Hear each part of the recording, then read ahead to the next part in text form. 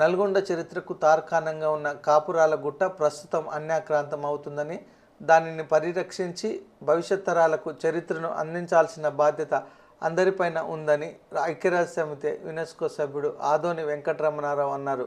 పాదబస్తీ ఆర్య సమాజ్లో ఏర్పాటు చేసిన మీడియా సమావేశంలో ఆయన మాట్లాడారు. కాపురాల గుట్టపై కాకతీయులు, పద్మనాయకుల కాలం నాటి అమ్మవారి వినాయక గుడి ఉన్నాయని, ప్రస్తుతం ఇవి ధూప దీప నైవేద్యాలకు నోచుకోక మరుగున పడ్డాయని ఆవేదన వ్యక్తం చేశారు. గుట్టలోని చాలా భాగం అన్యాక్రాంతమైందని, దీన్ని పరిరక్షించి పర్యాటక కేంద్రంగా అభివృద్ధి చేయాలని 2017లో కేంద్ర ప్రభుత్వానికి దరఖాస్తు చేసినట్టు చెప్పారు. 2018లో కేంద్ర ప్రభుత్వం గుట్ట ప్రాంతాన్ని పరిశీలన చేసి నివేదిక ఇవ్వాలని రాష్ట్ర ప్రభుత్వాన్ని కోరిందన్నారు. సంబంధిత అధికారులతో కలిసి గుట్టపై అన్ని ప్రాంతాలను పరిశీలించి గుట్ట అభివృద్ధికి డిపిఆర్ రూపొందించారని తెలిపారు. అభివృద్ధి చేసే విషయమై కేంద్ర మంత్రి కిషన్ రెడ్డి ద్వారా 2021లో కేంద్ర ప్రభుత్వానికి నివేదించామన్నారు. స్వదేశీ దర్శనం స్కీమ్ కింద కాపురాల గుట్టను పర్యాటక కేంద్రంగా అభివృద్ధి చేస్తామన్నారు. ఆయన వెంట ఆర్య సమాజ్ నిర్వాహకులు చింత హరిప్రసాద్, ఒగ్గు గణేష్, న్యాయవాది రాములు ఉన్నారు. కాపురాల గుట్ట శాలివాహన కాలం నాటిది. సర్వే నెంబరు 699 308 మరి 16 ఉన్నది. సో ఈ సర్వే నెంబర్ 1982లో రికార్డ్ కూడా చేయబడ్డది. దానికి పహానీలు అన్నీ లీగల్గా మన యొక్క అమరస్తులు మనకు దొరుకుతాయి. ఇది ఏ బోర్డుకి సంబంధించింది కాదు, ఇది అన్యాక్రాంతమైంది.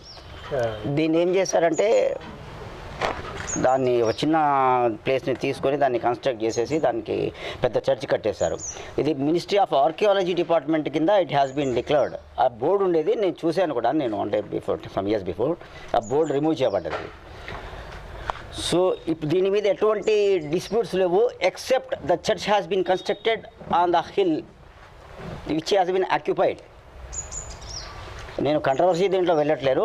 బట్ ఇప్పుడు దానికి మన యొక్క టెంపుల్ ఉంది పైన గుట్ట మీద, శివుని పరమేశ్వరుడి ఆలయం ఉంది. మీకు ఫోటోలు ఇస్తాను నేను. అది అక్కడ అంటే కాలానుగుణంగా ధ్వంసమైందో లేక చేయబడిందో తెలియదు. అక్కడ శివలింగం ఉంది, వాయులింగేశ్వర స్వామి, అంటే వినాయకుడిది ఉంది. తర్వాత అమ్మవారిది అది డిస్ట్రక్ట్ చేసింది అక్కడ. సో పైన ఒక ఆల్మోస్ట్ ఒక ఫర్లాంగంత దూరం చెరువు ఉంటుంది. అది న్యాచురల్ రిజర్వాయర్. అక్కడ పద్మనాయక వంశం అప్పటి నుంచి అక్కడ రాజులు వెళ్ళినప్పటి నుంచి అక్కడ దాన్ని మెయింటైన్ చేస్తున్నారు. అక్కడ పంటలు పడ్డాయి. It is actual original it is called కాపలా గుట్ట. ఇది ఒక ఆర్మడ్ ఫోర్సెస్ ఉండి దాన్ని కాపలా కావడానికి మన యొక్క టౌన్ని ఏర్పడదు అనమాట. అక్కడ పైన ఒక చిన్న కోటలు ఉన్నాయి, 2-3 మన ధ్వజస్తంభాలు ఉన్నాయి వీళ్ళని ఇన్వైట్ చేయడానికి. పైన రథం ఉంటాయి కదా, అప్పుడు గుర్రాలు వేసుకునేది. ఆ రథాల యొక్క ఆనవాళ్ళు ఇప్పుడు ఉన్నాయి. ఇంకా కూడా ఒక మధ్యలో ఆపేసినవి కూడా కొన్ని ఉన్నాయి. అక్కడ పైన క్యానన్ ఉండేది. Cannon has been removed. Military cannon gun ఉంటుంది కదా అది. సో ఇంకా న్యాచురల్గా చిన్న చెరువులు 2-3 ఉన్నాయి పైన కుంటలు.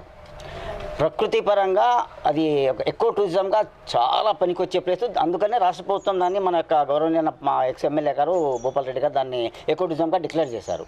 సో నేను ఈ విషయాన్ని ఇది అయిన తర్వాత మన ప్రజెంట్ గౌరవనీయ వెంకటరెడ్డి మినిస్టర్ గారికి నేను ఆయన నోటీస్ కూడా తీసుకెళ్ళాను. వాళ్ళు రైట్ టైంలో నేను యాక్ట్ చేస్తానని చెప్పారు. ఇప్పుడు భగవంతుని దయ వల్ల ఇప్పుడు అతను మినిస్టర్గా ఉన్నారు, ఆర్ఎండ్బి మినిస్టర్, క్యాబినెట్ మినిస్టర్గా. So I request my people, మీరు ప్రెస్ విధంగా నేను రిక్వెస్ట్ చేసింది ఏంటంటే, మీరు యాక్ట్ చేస్తే దానికి రహదారి ఏర్పడుతుంది, దాని మీదకి దారి ఏర్పడుతుంది. ఆల్రెడీ డిస్ట్రక్ట్ అయిపోయింది. అలా దారి ఏర్పడితే ఎక్కువ టూరిజంగా డెవలప్ అవుతుంది. ఆల్రెడీ డిక్లేర్ అయిపోయింది.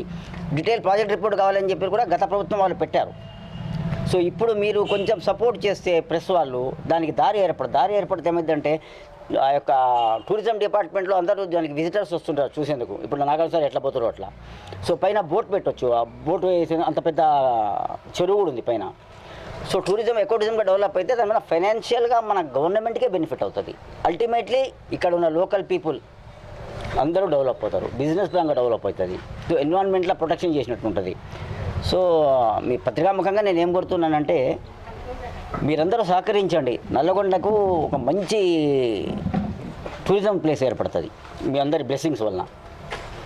సో ప్రెస్ వాళ్ళు అనుకుంటే కాందే లేదు, యాజ్ పర్ మై ఒపీనియన్. ఇప్పుడు నేను ప్రతిలో నేను జస్ట్ మెసేజ్ పెట్టగా ఇంతమంది వచ్చారంటే I'm proud of my people. Because నా ప్రెస్ వాళ్ళకి ఏంటంటే దయస్ నా నల్లగొండలో ఉంది, డెవలప్ చేసుకోవాలి, మన కల్చర్ మనం కాపాడుకోవాలని.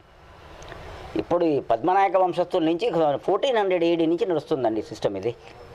ఇప్పుడు అన్యాక్రాంతం కొంచెం అయింది. వాళ్ళు ఏదో పేరు పెట్టుకున్నారంటే మన సంస్కృతి మనం కాపాడుకోవాలి కదా.